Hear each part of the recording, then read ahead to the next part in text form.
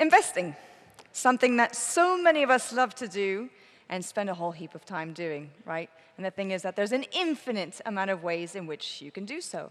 For example, we invest in ourselves, we invest in our finances, in our friends, our families, our careers, or even in the context of why we're all here today, in football.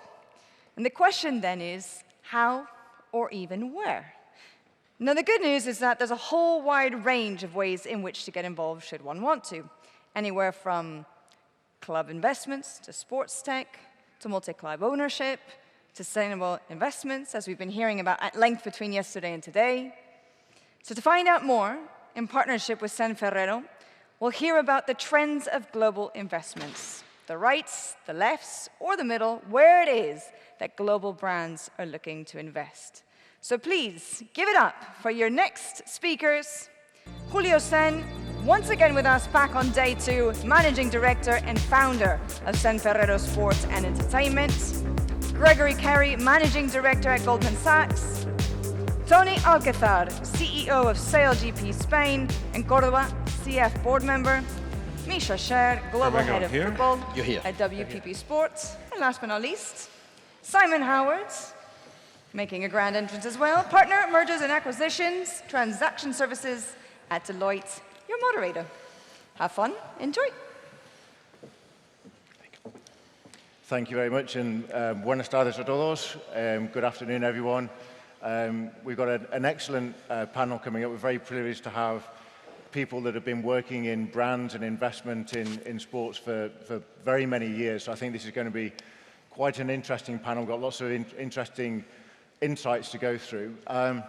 And we've got people from different areas as well, from direct marketing experience, such as Misha from WPP, Greg doing a lot in investment banking and working with brands in Goldman Sachs, and Julio and I have worked together a lot in different investments across Spain. And of course, Tony's here as well, is going to give us some insights on a little bit about SailGP and how that's developed over the last few years, particularly from a brand point of view. But to get things going, Misha, I think I'll just start with a very kind of general question on brands. When it comes to sport, what are brands really looking for when they're investing in different areas of sports? Let's start with the kind of very high level, and then we can get into a little bit more detail. Well, I think a relatively easy answer is that it's becoming harder and harder for brands to connect with people, right? I can throw a million stats out there in terms of how people are switching off advertising, traditional advertising, or ads being served. They don't want to be interrupted.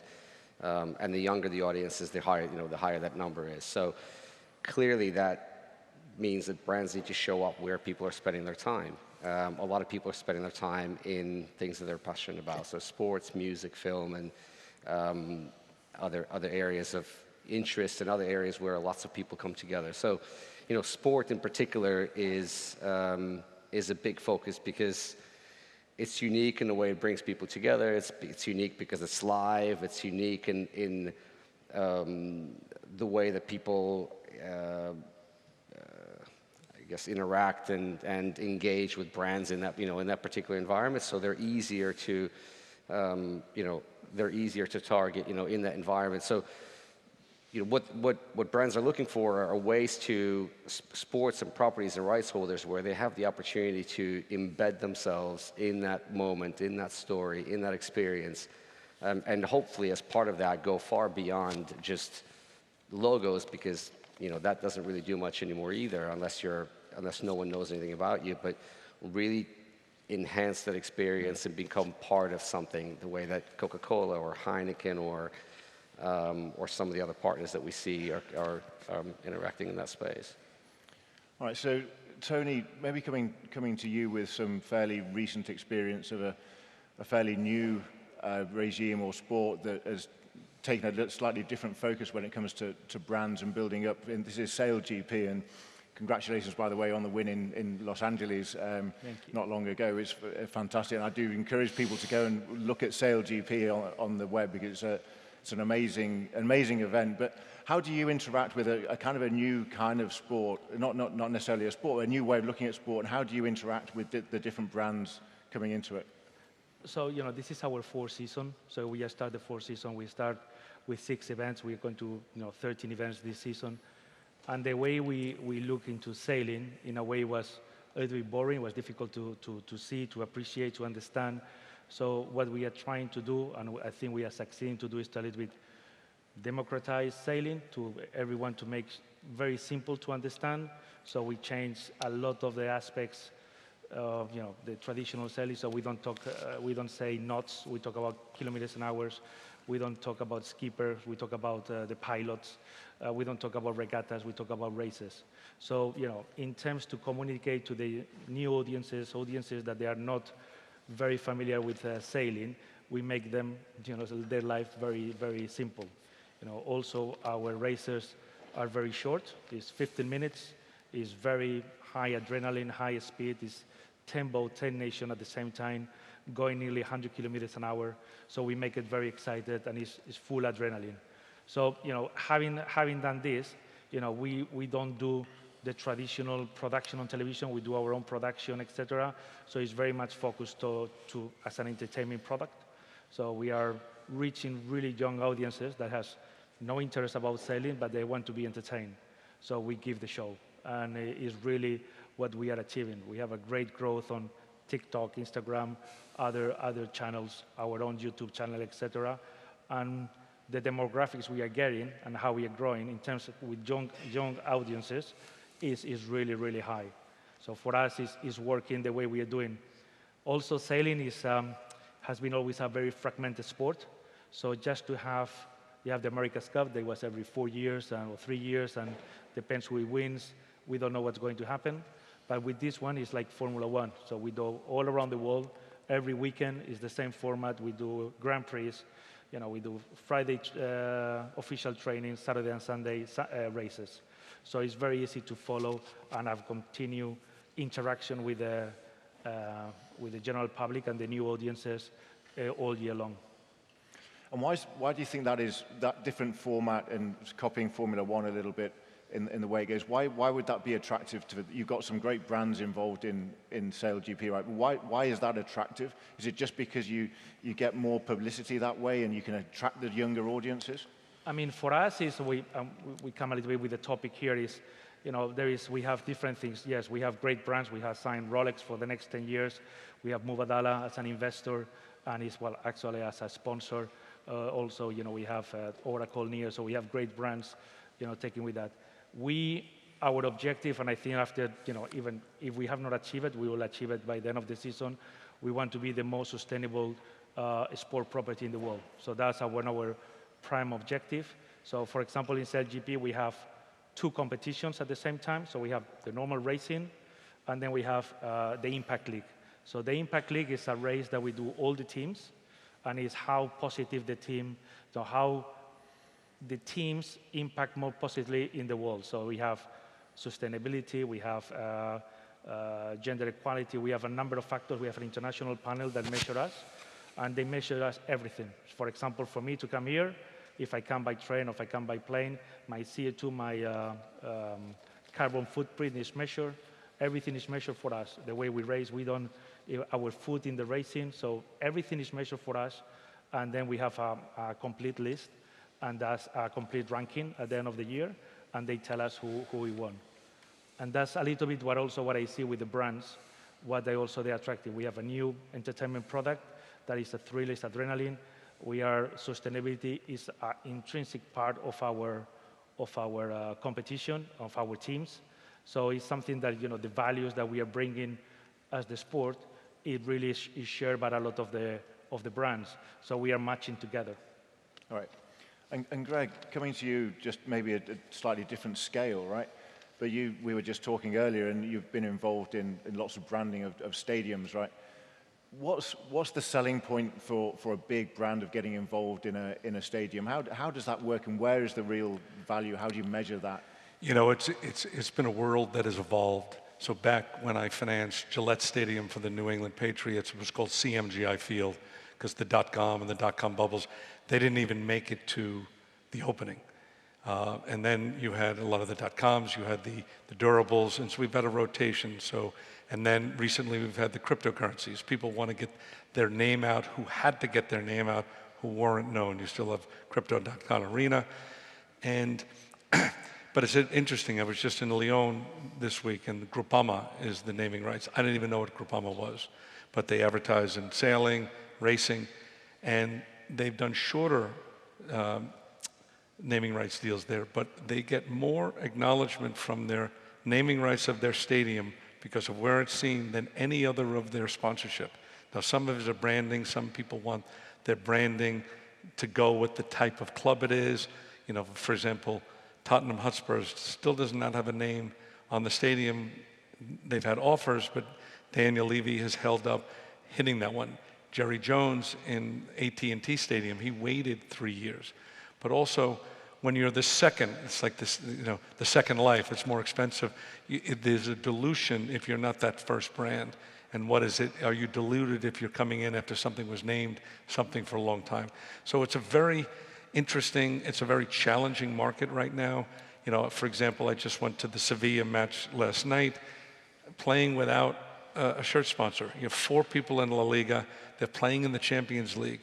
Inter Milan was playing late last year without it, you know, and these are unbelievable profile teams,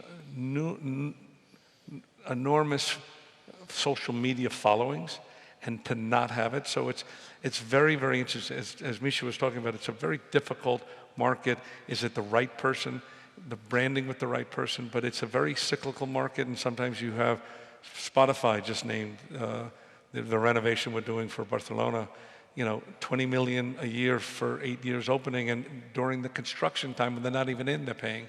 But again, Spotify, huge, and they're on the shirt and the kit, shirt and the stadium. But a very, very big, biggest single asset deal done in Europe, and it's tougher in Europe than in America. So it's a very challenging, I mean, I'm an investment banker, I'm a debt guy, so I look at things. I don't understand this marketing shit at all, you know, and how it works. It's just that I use the money that we get and that renewal and the comfort. But it's a very challenging, and the consistency of that is something that you go through, it's very cyclical.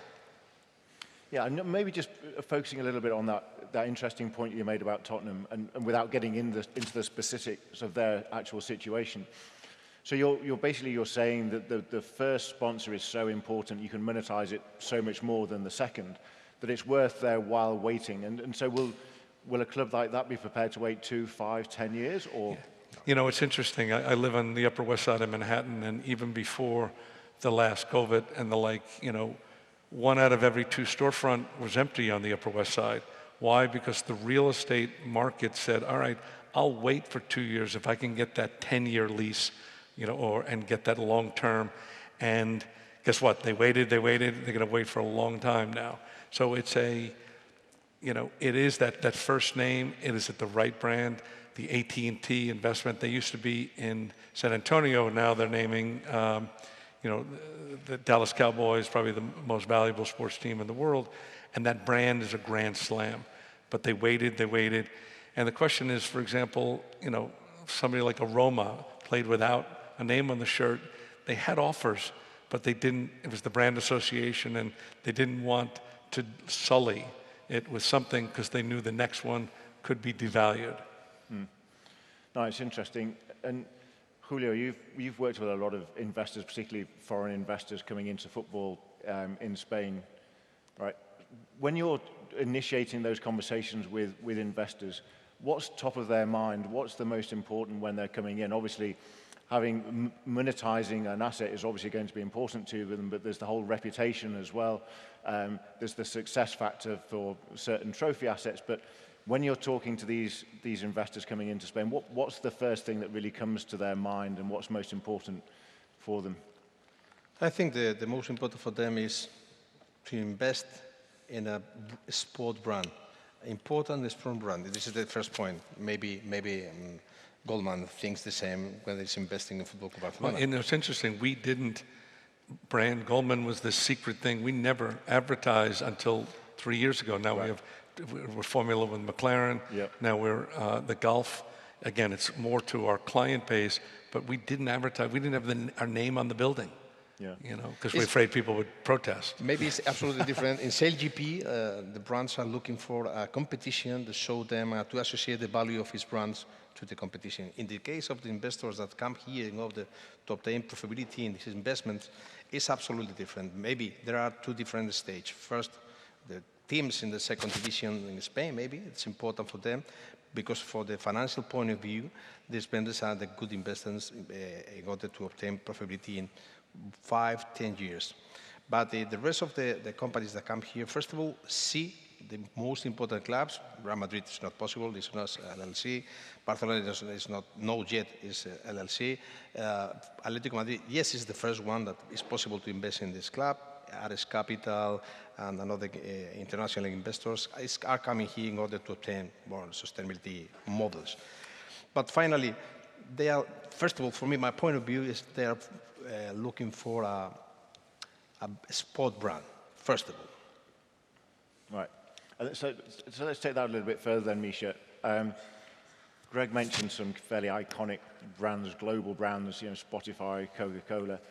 When it comes to branding within sport, to what extent does it come down at a different level to the kind of the medium-sized brands or more regionalized brands? And is there a space for all sorts of different brands coming into sport? Well, give us your perspective on how that kind of works.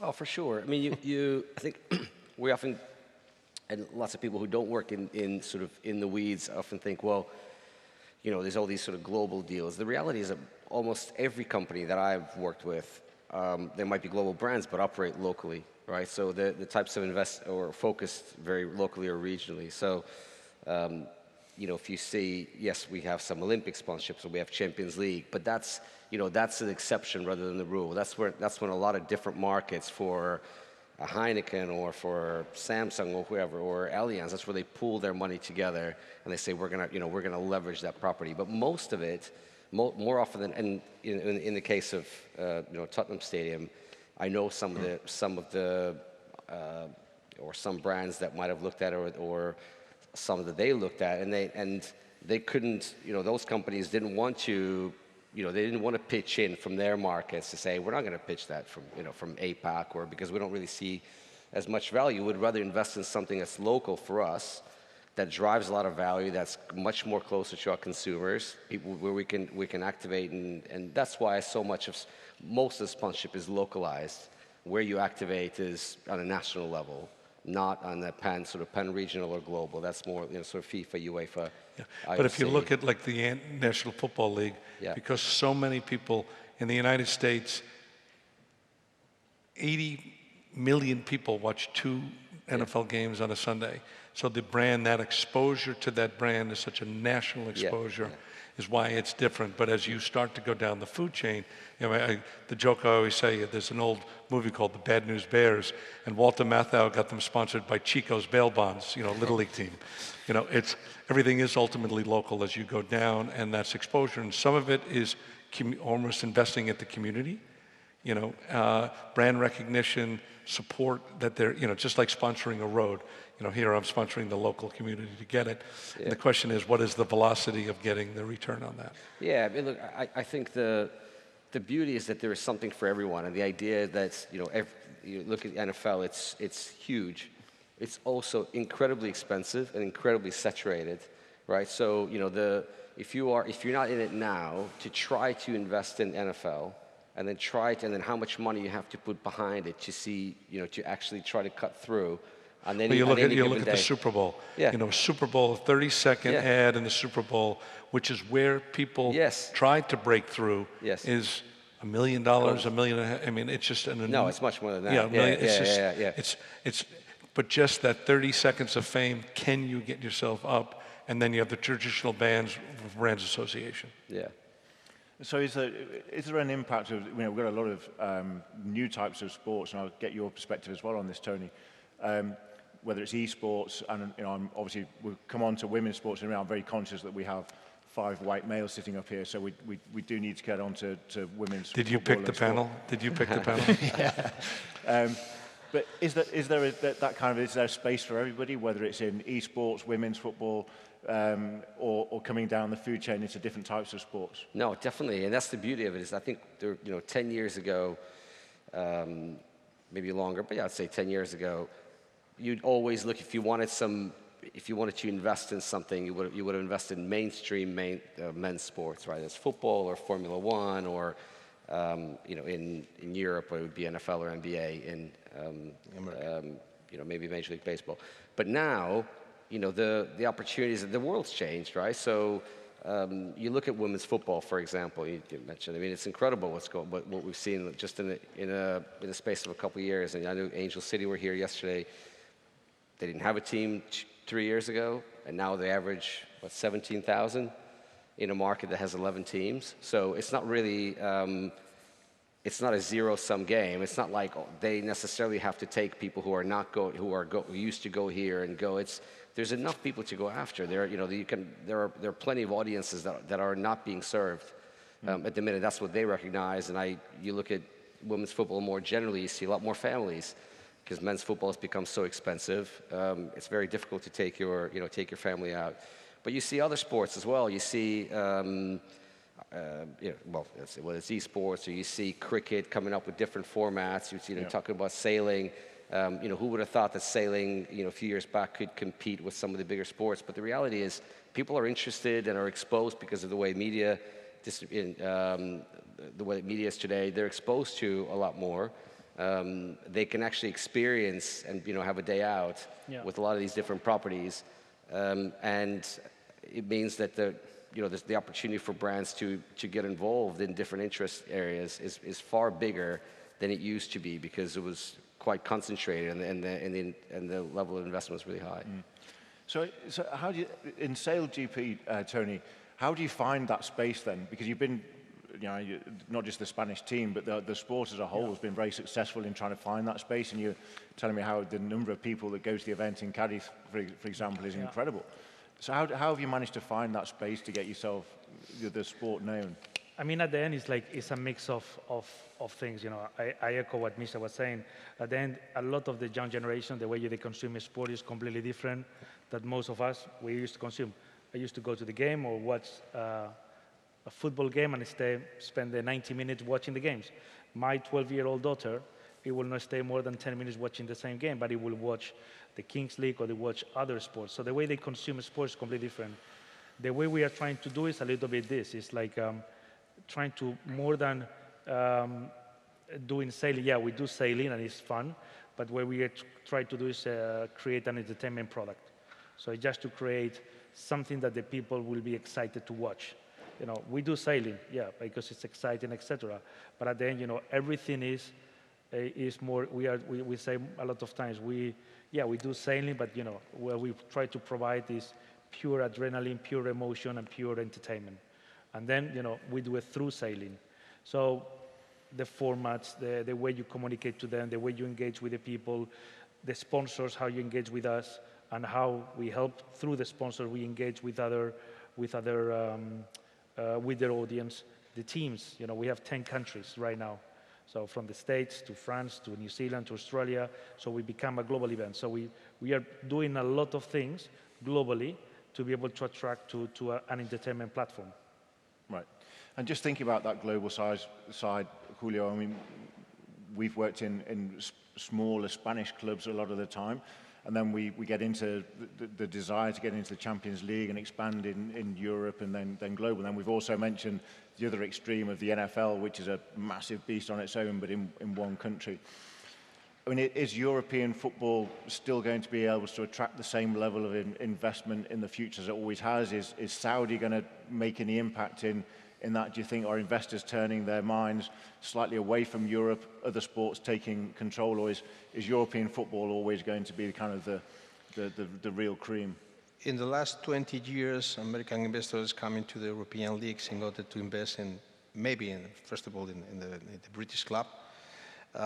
Something is changing in Europe now because the American investor thinks that the price of the English clubs are so expensive in this moment, are coming to another leagues, Italian, Spain, Portugal, in order to invest there, because they know that something is changing in these leagues, something is changing in the format of football, and they need to change something. It's a very big opportunity for them in order to obtain more future revenues, because as you say, 90 minutes only for the young people is not enough.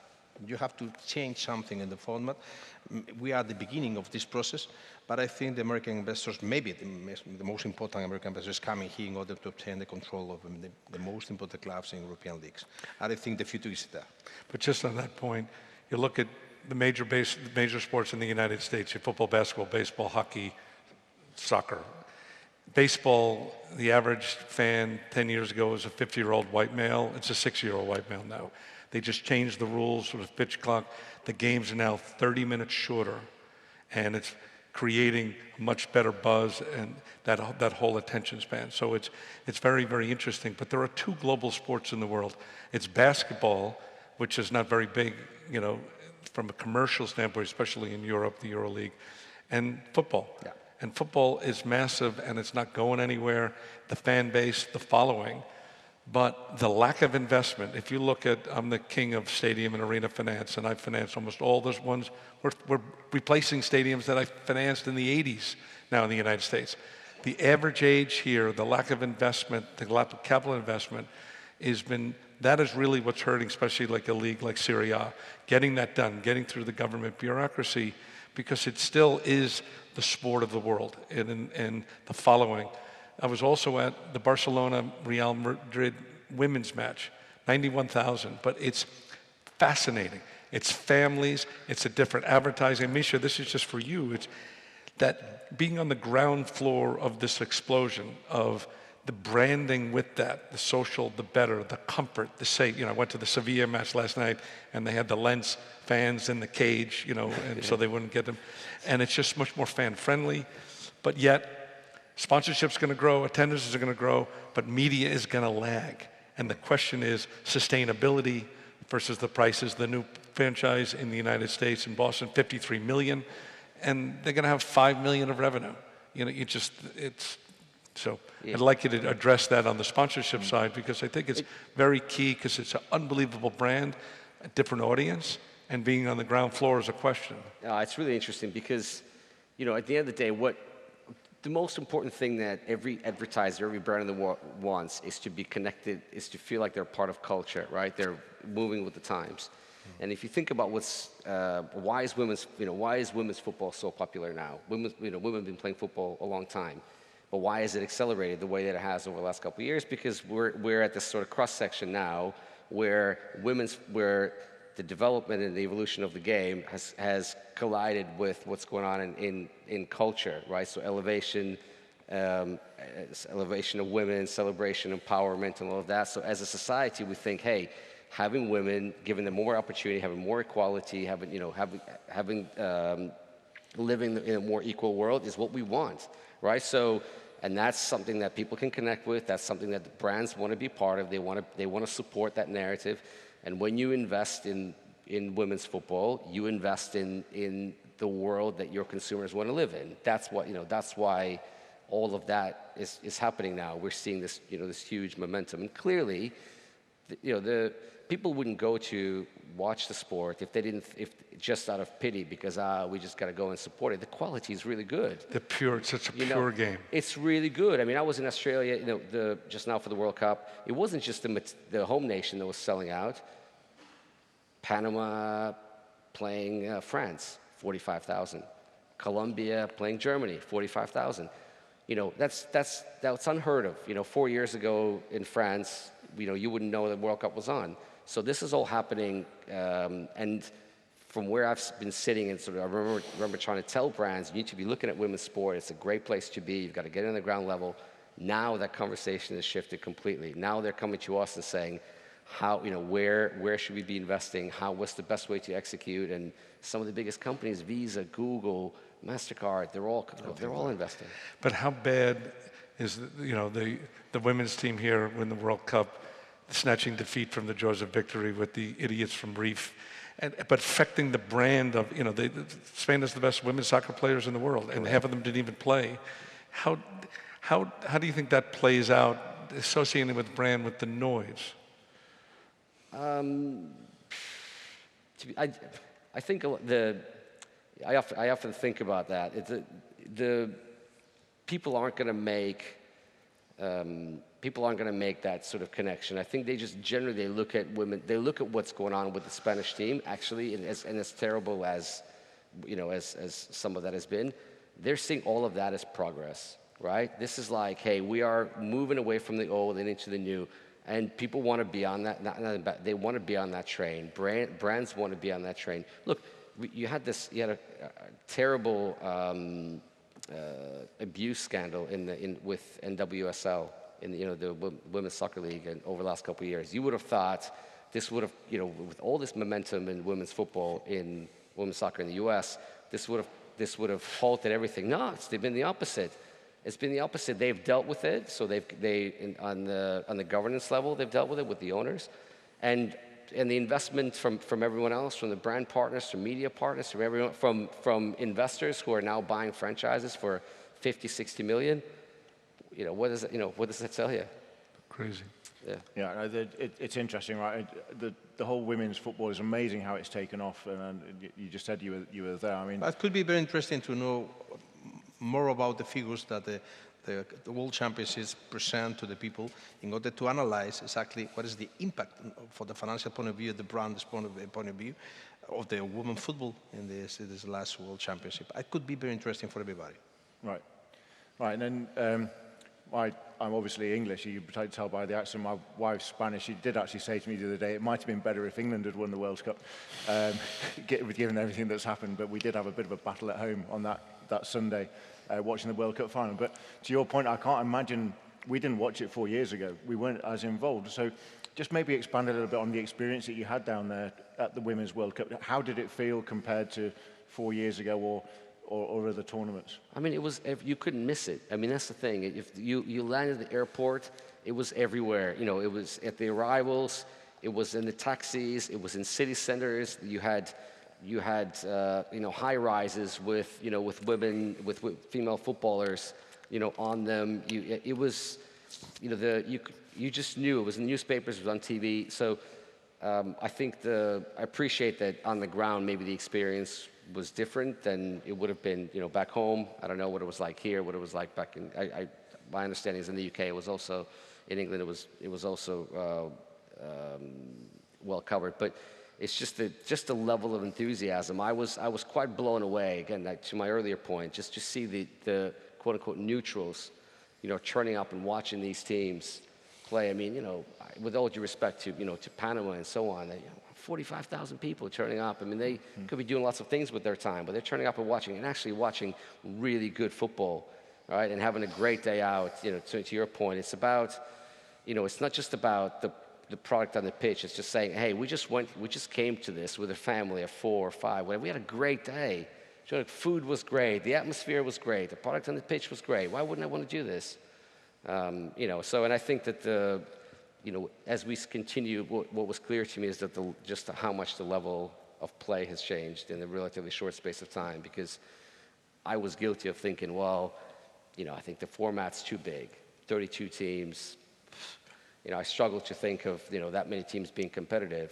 And I thought, and it's more competitive than the rugby now. Yeah, well, I mean, the rugby. The U.S. isn't even in it. Yeah, and, I thought, hey, maybe once we get to the knockout rounds, we'll have proper games. Well, I was wrong, because Brazil went home, Germany went home.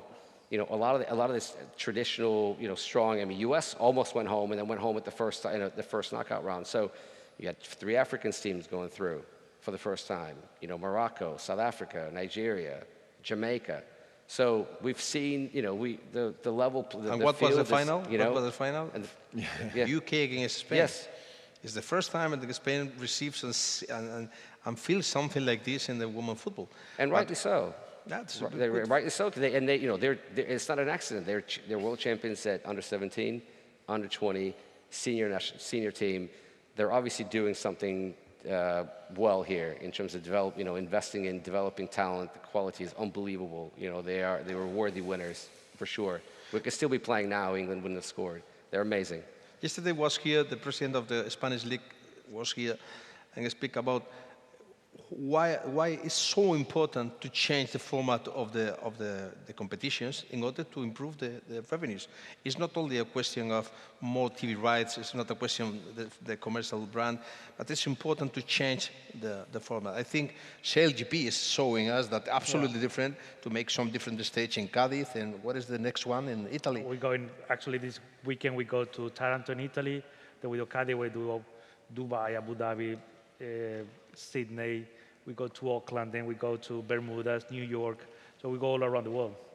And what's the typical audience, Tony, that you see? Is it the same in all of those different places? Is it very much families? It's a big mix. You know, you have a lot of local people, but you know we can see now there is more fans from different countries coming with the teams.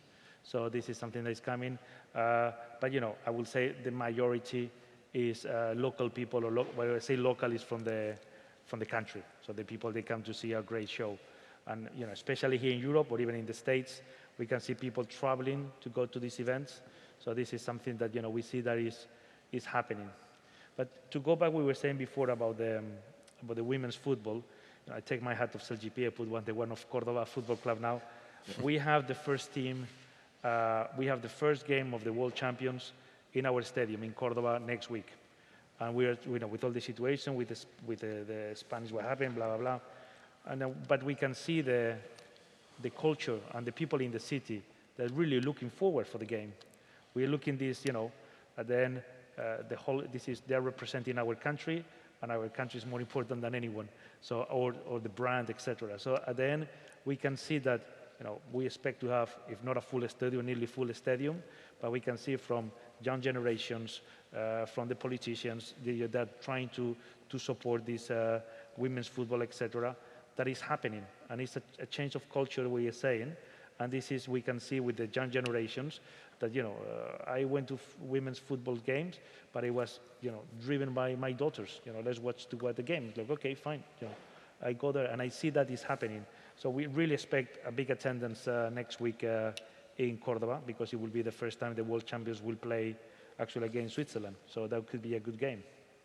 Yeah, and since you got involved in Cordoba, Tony, I mean, what's the kind of the relationship you have with the different brands? And presumably the women's football, even at that level, is becoming more and more important. But how do you relate with the different? Is it very much kind of Andalusia, Cordoba, national type brands, or what's the kind of target audience for? I mean, Cordoba? for us, I mean, we are very particular with Cordoba because you know, our owners are foreign owners.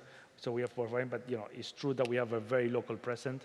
So we are the biggest, you know, let's say, social community in the province. So yeah, we compete against Betis, Seville, regionally, but Cordoba is the biggest, you know, sports club in the city, and we have the name of the club.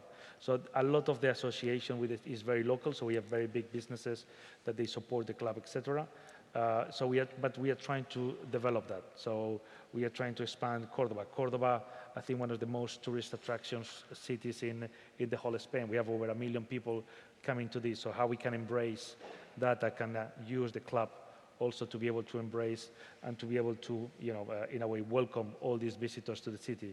So this, you know, we do it with local companies, but at the same time, we are starting to bring international companies to help us to do that. And Greg, I just want to go back to something that you were mentioning earlier in terms of the different types of investors. And it was mentioned in a couple of panels yesterday, American investors coming into Europe, and we've seen it particularly in the English Premier League. It's a higher risk investment coming into Europe with, you know, the promotion and relegation. We've seen the value of if you call the franchises or brands, the clubs, the prices have gone up so much in the US. Is there still that appetite for investors to come from the US, and is it just going to continue booming?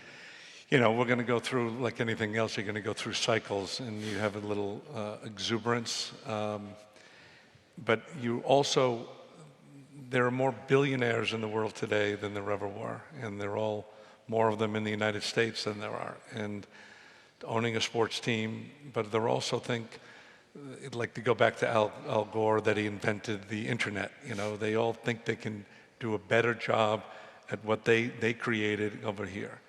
And so you are going to start seeing this. It's a big, you know, Serie A 10 of the 20 owners are US or Canadian, which is shocking. Syria has the biggest jump they need to do because the TV deal is not going very well. But you have some classic clubs. 20 years ago, it was equal to the EPL and it's fallen down. Gets back to some of the stuff. There's been lack of investment and foresight, but a lot of this comes back down to governance. And what you're going to start seeing with these foreign investors or US investors is insistence on governance at the league level, similar to what's happening in the United States, that there is this managing to the mean, making sure you just don't have these two outliers. Obviously, already UEFA is dealing with the agent issue and the runaway of the cost structure. Financial fair play has never been, it's spotty. The tax man's always after you in Spain or in Italy. So it's, it is still what we call the Wild West, but it is the establishment of sports as an investment class and an asset class has proven to be significant. If you bought a sports team, the average increase compounded is like 15% compounded annually over the last 25 years. Now, you may put money in, out, but it's unbelievable how it's grown, and you're going to go flattening it. Cost structures are difficult right now, interest rates are double, but we're going through a cycle. But it's live content, and the following of this stuff is not going away. I mean, I watched the Lens people march in. You would have thought that the whole country came from France to marching into the game last night. So you have that passion, that following. So you're going to continue to see this, but structural changes are going to happen, working with governments to making sure that people can do these investments is going to be essential. Otherwise, they're going to lag, and at some point, they're just going to say, screw it. You're nodding there, Julio. Do you see the same in Spain, the same opportunity for investors to come in? Regulations have to change, but if you look at the stadiums in certain countries in Europe, I think this was your point earlier, Greg, there's a lot to do to get up to the standard of the US, but is there still that appetite to come in for investors and do that? I think that Spain has a very big problem with this because regulation in football is too tight, and for that, the people doesn't want to come here at the moment. Maybe change of tax point of view, maybe the structure of the class, the lack of capital could be that in the next 5 years, many of American or foreign investors comes here in order to change something, because we need to do it. Right. It's not possible that a club as Football Club Barcelona has the debt that he has in this moment, and they are obtaining financing every day in order to try to avoid some financial distress problems. Right. And I think in a short point of view and a short time, could be some changes are here. So we're kind of coming to the end of the panel. Just a short time left, Misha. Just trying to think a little bit into the future then. We've talked a lot about the current situation and what's changed in the last few years. But where are we going with brands? If we were sitting here in 5 years' time, it's a little bit of an unfair question, but what would we be talking about? What's the evolution? Is it different types of sports? Is it women's football going to be the next big thing for brands? What's the big topic? I think we'll be talking about how much brands have innovated in how they show up in sport. Just because, again, I'll go back to Tony's point earlier. I think all the rights holders are having to rethink about the formats or about how they do things and why because things move on, life moves on. People expectations change very quickly. So there is a need for constant need to innovate and to think about, well, okay, if we're gonna invest, where should we invest? And if we're gonna invest in women's football, how are we gonna show up, and how we're gonna make that count beyond what we would traditionally think drives value, which is just brand awareness. I think a lot of it is going to be around how they invest and the impact that they're making through that investment. I think we have to adapt the nowadays competitions to adapt to the new generations, because they need something different that we have in this moment. But we have the key, because if we have the sport, maybe here in Spain or in Europe, football is the best one, but I think we have to change something. Well, thank you to the audience. Thank you for all of you. It's gone incredibly quickly. And just end with Tony. Good luck at the weekend in Italy, and go for it. Thanks, everybody. Thank you. Thank you very much.